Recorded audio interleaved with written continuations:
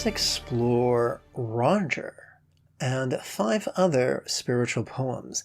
This is Lama Jigme Gyatso. Welcome to Meditate Like a Jedi. Today's first poem, Roger.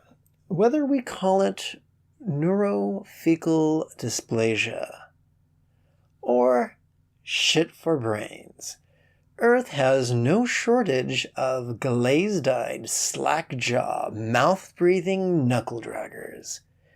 They are humanity's most abundant resource. Like the Trade Federation's innumerable battle droids. Roger, Roger. Today's second meditation, looking deeply at the 9th chapter of the Tao Te Ching. Hatcher's literal translation reads as follows: to maintain but then overdo something is not as good as one's showing restraint. To rough out but then overhone something does not help hold the edge long. When coins and jade fill the hall, nobody can defend this. Being wealthy and honored, and then being proud, the natural consequence is one's own misfortune. When the work succeeds, a body retires, keeping to heaven's path. Let's take a closer look. Where Hatcher's literal translation reads, to maintain but then overdo something is not as good as one's showing restraint. Let's explore a little closer. Sometimes our body language can reflect the impulses driving us in the moment. Sometimes it is as if we are leaning back on our heels in revulsion. Other times it is as if we are lurching forward, perched upon the balls of our feet, preparing to pounce in our greed. Ideally, we find the peacefully balanced point between these two extremes, both in our posture as well as in our life. The key to success in any endeavor is to get lost neither in enthusiasm nor reluctance, but to effortlessly flow from the state of centered spontaneity. Returning to Hatcher's literal translation, we read, to rough out but then overhone something does not help hold the edge long, about which I explain. Being led by an inner guidance is often typified by the painting of a half-naked Tibetan yogi holding his open palm behind his ear. This image is commonly referred to as Mila listening to the whispers of the Dharmakaya. But what is the Dharmakaya? It could be translated from the Sanskrit literally as truth body. Superstitiously, it is rigidly believed by some that when an individual becomes a Buddha, their mind is then unified with the omniscient and all-pervading minds of all the other Buddhas. However, those of us who tread Yin's path of vulnerability and flexibility prefer to think of the truth body as simply a metaphor for the mastery of insight. But what could be meant by insight? Wisdom is not a reference to obscure or cryptic metaphysics, but rather the practice of relaxing into whatever we mindfully notice, with the intention of neither grasping it tightly nor shoving it away, but merely releasing our grip upon it, both physically and intellectually. When have we mastered this insight? When we practice it spontaneously and habitually and easily and effectively.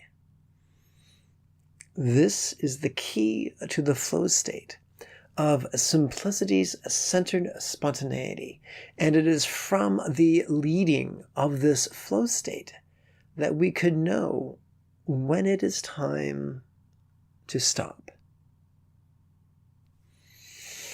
Returning to Hatcher's literal translation, we read, "When coins and jade fill the hall, nobody can defend this.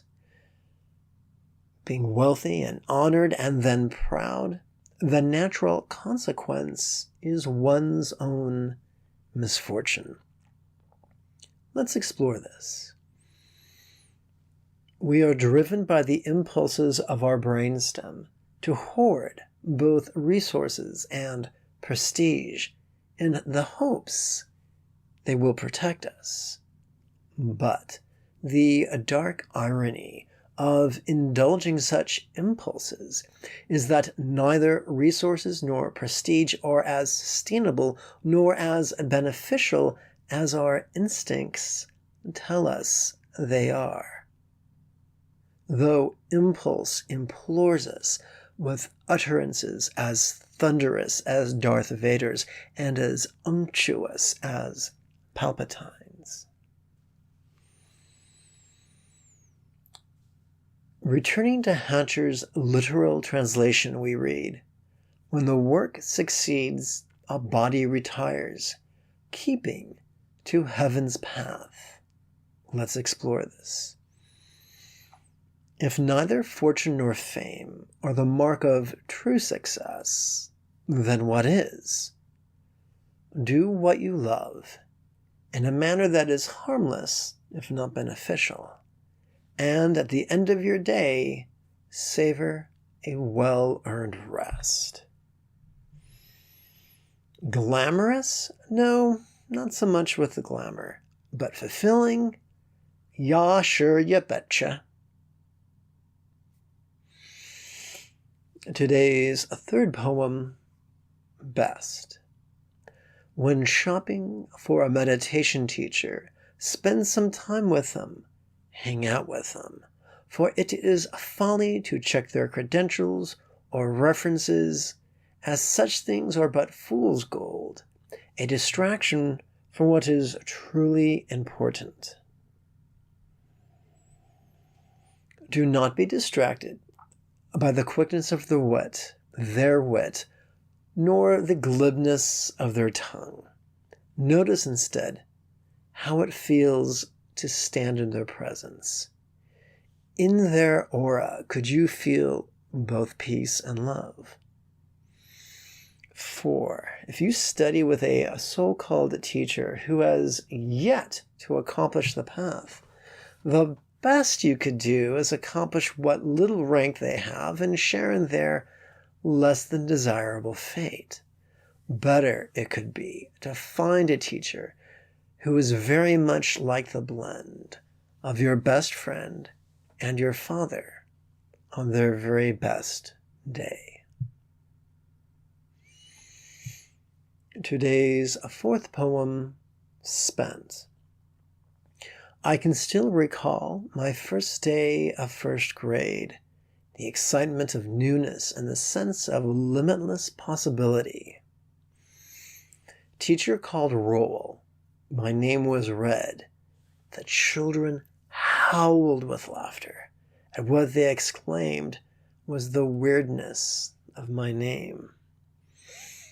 I put my head down upon my desk and wept. The die was cast, and this is how I spent first and second and third grade, mocked and weeping and raging. To this day, I feel that recollection as a tight fist squeezing my heart. As a child, I could only react as a child, for that is all I was. Now I am an adult, and I can recall that chilly autumn morn from a fresh perspective. I could agree that I do have a funny-sounding name and delight in bringing laughter to others, and also delight in having escaped the snare of the ordinary and the boring and the humdrum. Today's fifth poem, Often. What are the emotions we long to avoid? Do we dread fear and frustration and the contempt of loved ones towards us? What are the disempowering utterances of our inner narrator? How often do we tell ourselves to settle and prognosticate what feels like inevitable doom?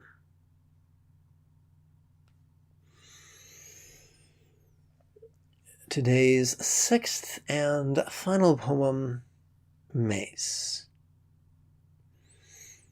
When asked a question whose answer we know not, are vulnerability and honesty our knee-jerk response? Or do we attack the question, or attack the one asking it, or attack both? After years of repetition, how skillful have we become at the fool's errand of aggressive defensiveness, like the open hostility which Mace Windu lavished upon Anakin Skywalker, to Mace's great shame.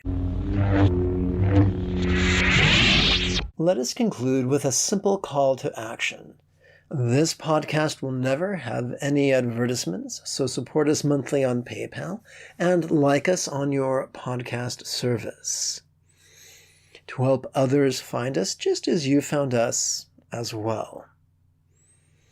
If meditation is felt impossible or boring or just out of reach, you are welcome to register at buddhajoy.org for the next series of live, online meditation class webinars that meet once a week.